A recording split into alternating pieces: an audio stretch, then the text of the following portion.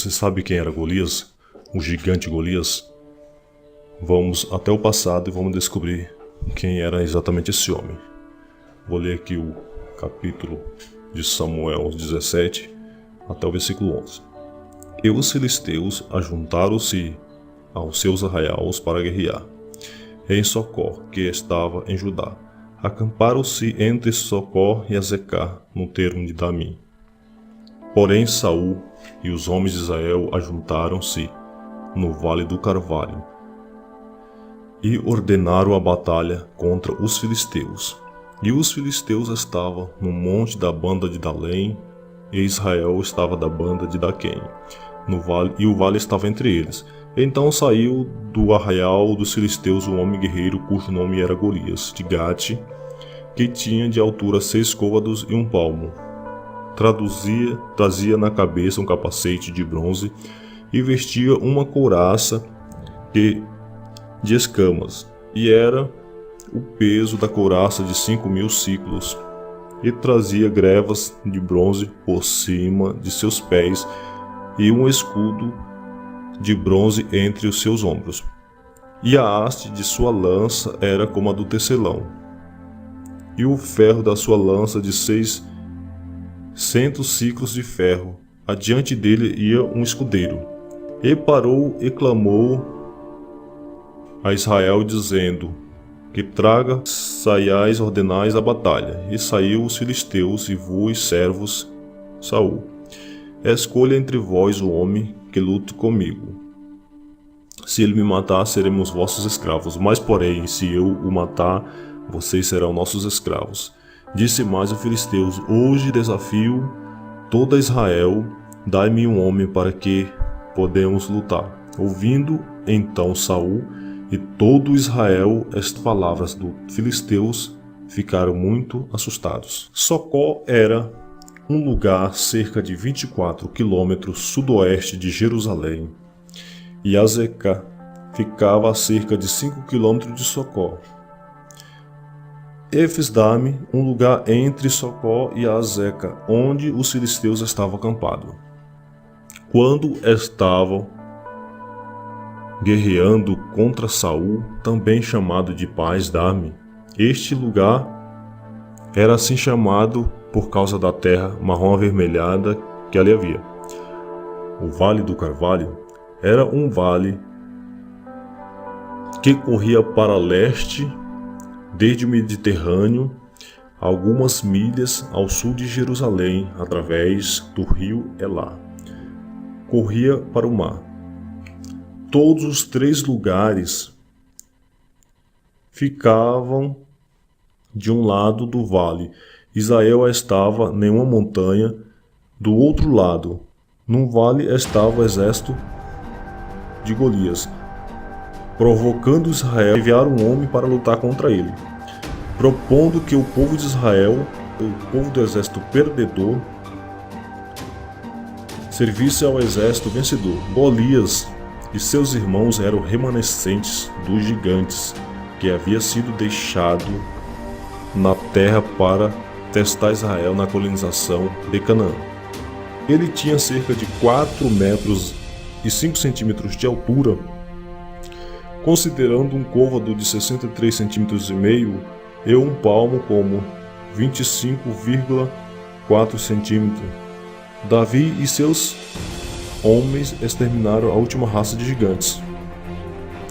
O capacete tem sido feito desde os tempos mais remotos em vários formatos e de muitos tipos de materiais: tecidos de linho, acolchoados, couros, camadas de metais, bronze e ferro.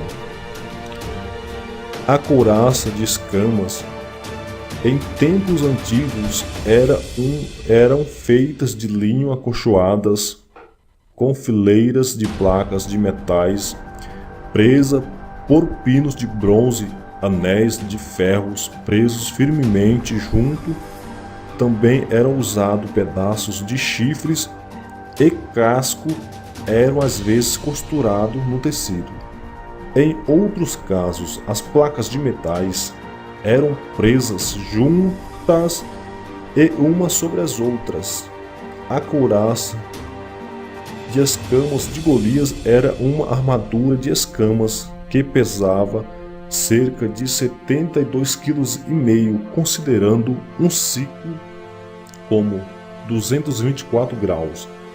Este tipo de armadura consistia em camadas metálicas arredondadas da parte de baixo e quadrada da parte de cima, costuradas com filtros de linho que alcançava até os joelhos. Tais pedaços de armadura também são chamadas de couraças. Grevas eram coberturas para a parte frontal das pernas feitas de couro, madeira ou bronze e eram presas com tiras ao redor dos tornozelos. As destes versículos eram feitas de bronze. O escudo de bronze entre os ombros refere-se a uma placa de bronze que cobria o peito. Não é o mesmo escudo ou sinônimos da palavra hebraico kidon para escudos é traduzido como escudo e outros sinônimos. Está lá em Jeremias 6, 23. Refere-se ao cabo de madeira da lança ou à parte da lança a qual a ponta da lança ficava presa. Não se sabe qual era o seu tamanho, mas ela era como o eixo de um tecelão, isto é, a parte na qual a orditura era enrolada ou a qual o tecido era enrolada na tecelagem. Do hebraico shalit, traduzido como lança ou sinônimos, a ponta da lança dele era de ferro e pesava 600 ciclos ou quase 8,706 kg, considerando um ciclo com 224 graus. O escudo, que era grande o suficiente para cobrir o seu corpo inteiro, ele era carregado por um homem que ia diante dele. Isto deixava Golias livre para jogar uma lança ou lutar com suas mãos livres. As 7 partes da armadura de Golias tinham o capacete de bronze, que pesava 4,5 kg, tinha a couraça ou armadura, que pesava 72,5 kg, 2 grevas para as pernas, que pesava 9 kg, o peitoral estimava 9 kg, a ponta da lança pesava 8,706 kg, a espada pesava 4,5 kg, total de peso era 121,70 kg ao total. Ele não era filisteu por genealogia ou raça, mas da poderosa raça dos gigantes, com quem Israel lutou ao sair do Egito. Refere-se este desafio que ele era uma forma comum usada por campeões ou duelistas nos tempos antigos. Eles não viram nenhum homem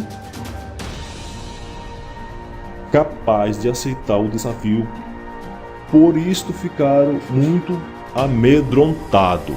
Você vai ver o que é gigantes, né? Porque ele era considerado gigante. O fato de que estes gigantes ou seres de estatura anormal viveram na terra é uma das mais claras verdades declaradas nas escrituras sagradas. Do Néfil significa gigantes, valentão ou tirano. Que eles eram de estatura anormal ficava claro no fato de que homens de Israel serem como gafanhotos em tamanho comparado a eles. De Giboré, do hebraico Giboré, também traduzido como gigantes, significa homens poderosos, gigantes, vigorosos e fortes. Anak era dos gigantes, e se ele e todos os Anaquins eram tão grandes e poderosos, assegurar que Outros inimigos, outros gigantes também eram. A terra de Amon era uma terra de gigantes. Os gigantes habitavam lá em tempos antigos. Se você gostou desta matéria desse live, compartilhe nas suas redes sociais.